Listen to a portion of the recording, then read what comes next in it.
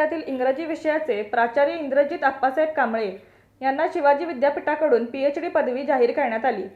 The image of India in the work of Jim Corbett, study from orientalistic perspective या विषयावर त्यांनी शोध प्रबंध सादर केला. एडवर्ड सईद यांच्या सिद्धांतांचा उपयोग करणारा वसाहतीनंतरच्या काळातील हा एकमेव प्रबंध आहे. सदर विषयात नव्याने संशोधन करू पाहणारा हा शोध प्रबंध दिशादर्शक ठरणार आहे. देवचंद कॉलेजचे प्राचार्य डॉक्टर G.D. इंगळे यांनी PhD गाईड म्हणून मार्गदर्शन केले. शिवाजी विद्यापीठाचे इंग्रजी विभाग प्रमुख डॉक्टर प्रभंजन माने यांनी प्रोत्साहन दिले.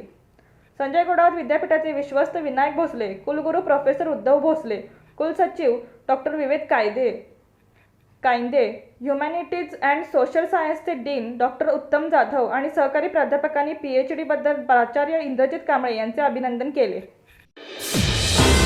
रणनीती न्यूज चॅनेलला आजच सबस्क्राईब करा आणि रहा अपडेट.